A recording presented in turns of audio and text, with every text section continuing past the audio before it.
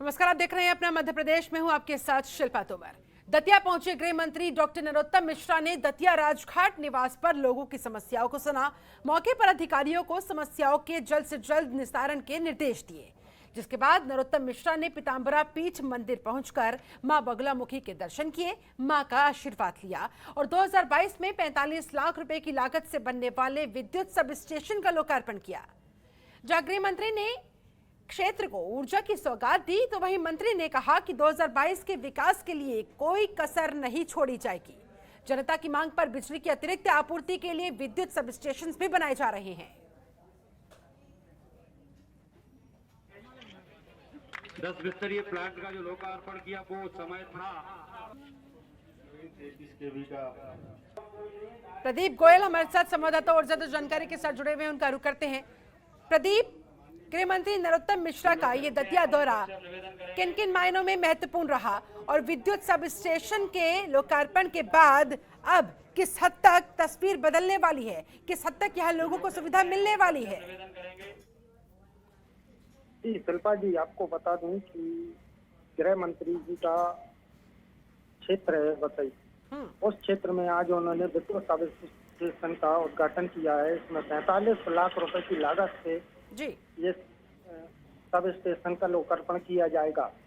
बतई एक छोटा सा कस्बा है दतिया का, उसमें अब लोगों को बहुत सी राहतें मिलेंगी, जैसे बेरोजगारी भी कम से कम हो जाएगी वहाँ पे, क्योंकि वो छोटा सा देहाती क्षेत्र है और दतिया से 75 किलोमीटर की दूरी पर यह बसई दतिया से जुड़ा हुआ एक कस्बा है जी। इसमें लोगों को सभी प्रकार की क्योंकि ये किसानी क्षेत्र के जुड़ा हुआ क्षेत्र है, इसलिए ज्यादातर वहाँ किसानी ही है। जब से गृह मंत्री जी ने दतिया में कदम रखा है, जब से बसई में विकास होता चला गया है और सभी लोगों को रोजगार की सुविधाएं भी मिल रही हैं। विद्युत से जुड़ी किस तरह की समस्याएं लोगों को सामना करना पड़ता था और अब इस सब स्टेशन के बाद किस हद तक उन समस्याओं का निस्तारण खुद ब खुद हो जाएगा? जी, वहाँ फैक्ट्री वगैरह की सुविधा भी मिलेगी और अभी व्यक्तियों को क्या है, लाइट की भी सुविधा नहीं पहुँच पाती थी। यूपी से जुड़ा हुआ क्षेत्र है, वो अपना छोटा सा कस्बा माना जाता है दतिया का। इस कारण से यहाँ यह विद्युत सब स्टेशन खुलने से विद्युत की सभी सप्लाइयाँ वहाँ से चालू सुचारू रूप से हो जाएंगी, जिससे विद्युत में कमी नहीं आएगी। जी, बहुत शुक्रिया आपका प्रदीप गोयल इस पूरी जानकारी के लिए।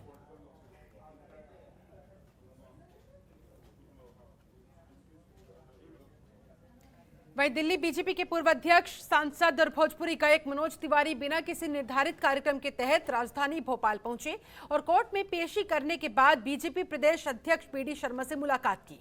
साथ ही राज्यपाल मंगू भाई छगन भाई पटेल से राजभवन में मुलाकात भी की। वहीं राजभवन से निकलने के बाद मनोज तिवारी ने मीडिया से चर्चा में कहा, छिंदवाड़ा में चुनाव प्रचार के दौरान उन पर चुनाव आचार संहिता का एक मामला दर्ज करवा दिया गया था, जबकि उनका उसमें कोई दोष ही नहीं था। आज उसी मामले में वो पेशी पर पहुंचे थे। वहीं जब ओबीसी आरक्षण को लेकर उनसे सवाल किया गया तो उन्होंने कहा, केंद्र की मोदी सरकार ने हर वर्ग के लिए कुछ न कुछ किया है, हर वर्ग को आरक्षण देने का प्रयास किया है। अब ऐसे में ओबीसी आरक्षण के लिए आंदोलन करना न्याय उचित नहीं है। साथ ही कांग्रेस पर निशाना साधते हुए उन्होंने कहा, ओबीसी आरक्षण के मामले में कांग्रेस को बात करने का कोई अधिकार नहीं। साथ ही उन्होंने कहा, कांग्रेस अपने समय में जब कुछ नहीं कर पाई तो अब उनके पेट में दर्द हो रहा है कि बीजेपी ये सब कुछ कैसे कर पा रही है।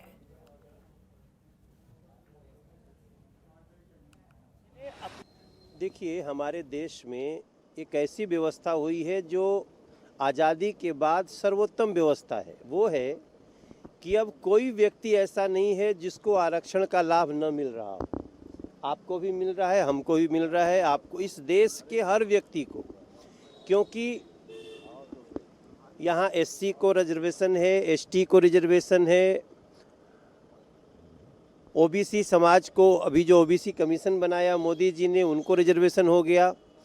और जो सवर्णों में भी, मुसलमानों में भी जो गरीब वर्ग के लोग हैं, चाहे वो बचे हुए किसी भी वर्ग में, उनको 10% आरक्षण दिया गया है। इसके बाद कांग्रेस को कोई मुंह रह जाता है बोलने का?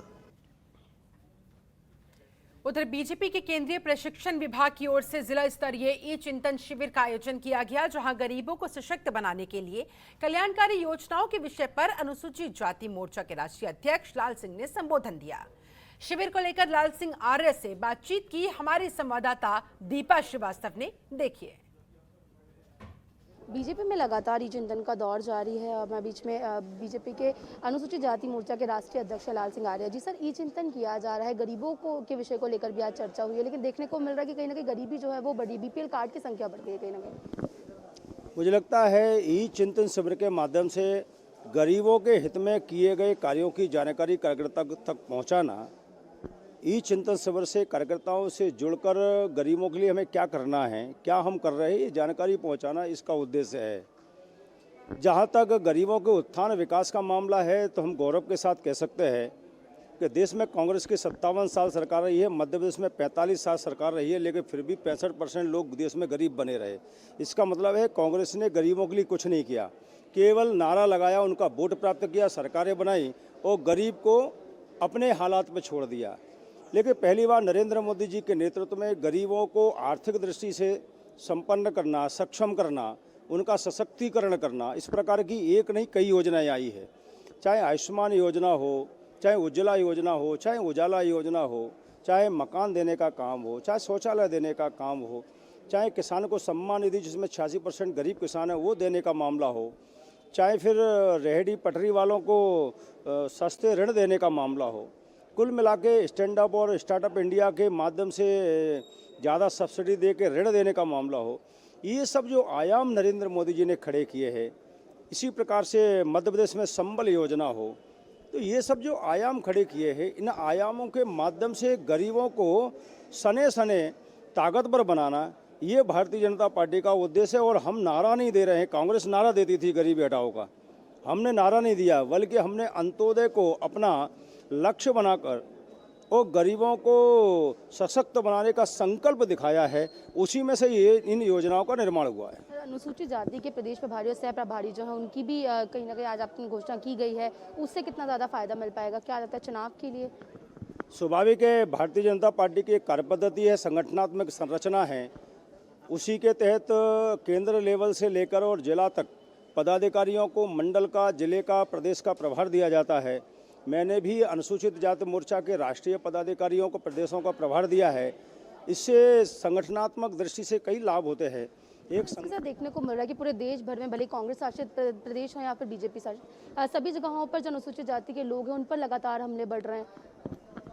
मुझे लगता है कि ये सामाजिक जागरण का चिंतन है, मंथन का विषय है।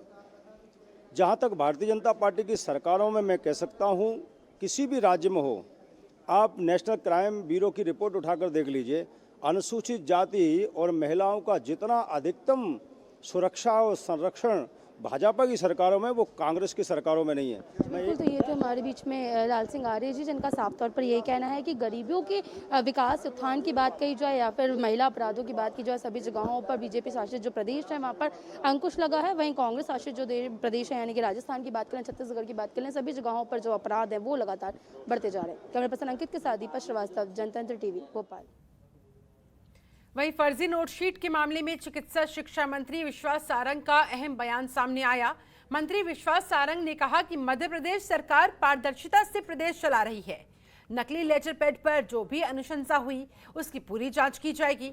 मंत्री विधायकों को कंफर्मेशन के साथ रिकमेंडेशन के निर्देश दिए गए। सरकार सिर्फ जरूरी ट्रांसफर्स करवा रही है। प्रदेश सरकार के मंत्रियों और अधिकारियों में संवाद की कोई कमी नहीं है। कोविड से बचाव करते हुए रोजमर्रा का जीवन भी हमें चलाना है। फिलहाल खतरा कायम है, इसीलिए बहुत सतर्क रहना आवश्यक है। रोजाना बड़ी संख्या में टेस्टिंग, कॉन्टैक्ट ट्रेसिंग और वैक्सीनेशन चल रही है। वैक्सीन का वेस्टेज हमारे प्रदेश में ना के बराबर है। इसी के साथ विश्वास सारंग ने कहा, गरीब छात्र छात्राओं को आगे बढ़ाने में सरकार कोई कोर कसर नहीं छोड़ेगी।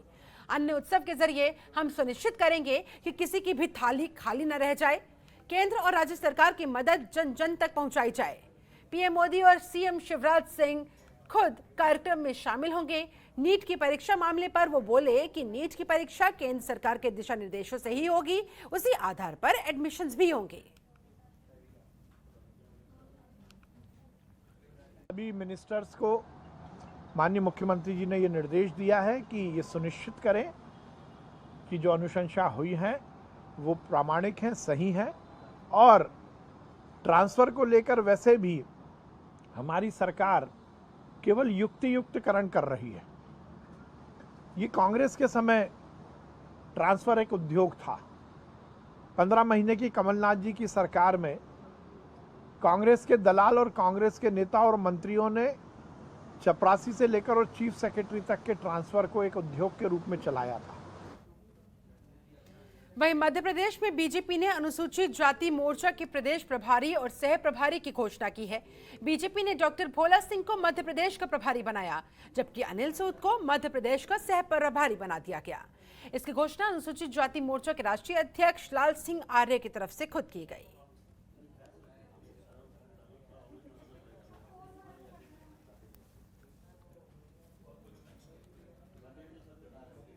मध्य प्रदेश में विश्वविद्यालयों में प्रवेश को लेकर उच्च शिक्षा विभाग ने एक नया आदेश जारी किया था, जिसके तहत जिन छात्र छात्राओं पर किसी भी तरह का आपराधिक मामला दर्ज है, उन्हें कॉलेज में प्रवेश नहीं मिलेगा। तब से ही कॉलेज एडमिशन के नए आदेश पर विरोध शुरू हो गया। इस मामले पर विवाद बढ़ने के बाद अब सरकार अपना फैसला वापस लेगी। आपको बता दें कि उच्च शिक्षा मंत्री मोहन यादव ने विवादित आदेश को वापस लेने के निर्देश दे दिए हैं। उच्च शिक्षा मंत्री मोहन यादव ने आदेश को गलत बताते हुए कहा कि सभी स्टूडेंट्स कॉलेज में एडमिशन ले पाएंगे। उच्च शिक्षा मंत्री मोहन यादव ने कहा, जब लोकसभा विधानसभा में प्रत्याशी को चुनाव लड़ने से नहीं रोका जा सकता, तो छात्र को कॉलेज में प्रवेश लेने से कैसे रोका जा सकता है? उन्हें भी नहीं रोका जाएगा। न्यायालय में गुण दोष के आधार पर सजा तय होती है। लोकतंत्र में छात्र नेताओं द्वारा लोक हितैषी मुद्दों के आंदोलन पर मामले दर्ज होते हैं। केवल अपराध दर्ज होने से छात्र को दाखिला लेने से नहीं रोका जा सकता।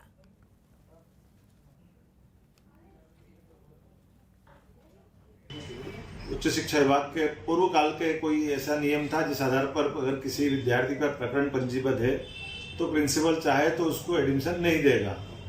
ये गलत कानून था, लेकिन इस कानून के बलबूते पर मुझे विद्यार्थी परिषद के पदाधिकारियों ने और अन्य लोगों ने संपर्क किया और कहा कि यह निर्णय अपने को बदलना चाहिए। तो मैं सहमत हूँ इस बात से, और मैंने उच्च शिक्षा कमिश्नर को निर्देश दिए हैं कि किसी भी विद्यार्थी पे अगर कोई प्रकरण पंजीबद्ध है किसी थाने में, उससे किसी का भी प्रवेश रोका नहीं जाए, उनको सामान्य रूप से प्रवेश दिया जाए। खबरों के निष्पक्ष विश्लेषण के लिए सब्सक्राइब करें Jantantra TV and press the bell icon. Never miss any update.